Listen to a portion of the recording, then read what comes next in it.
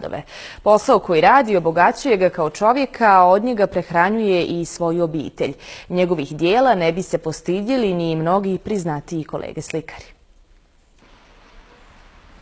Svakodnevno u centru Odžaka između 8 i 12 sati David Kahvedžić, poznatiji kao David Impres, sa svojim slikama na otvorenom zarađuje za život i radi posao koji voli. Od 2004. pa sve do danas, to je već 14. godina konstantnog izlaganja, svaki radni dan između 8:00 do 12 sati, ponekad i praznikom. David Impres je postao sastavni dio odžačkog ambijenta. Sugrađani rado s njim provode vrijeme, a mnogi i pazare. Davidu je ovo jedini izvor prihoda kojim prehranjuje svoju četvoročlanu obitelj. Ćerka se udala, ima još dječak, njega izvesti još koji god napravi put što se kaže i to je već onaj najveći uspjeh u životu. Lišen svakog glamura i pompe koja prati umjetnike u velikim sredinama, ovaj odžački umjetnik je i svoje radove, njihove cijene prilagodio sredini i skromnom životu. 5 godina sam radio sa uljem, sada je samo akril, konstantno na platnu i na impregnisanom lesanitu.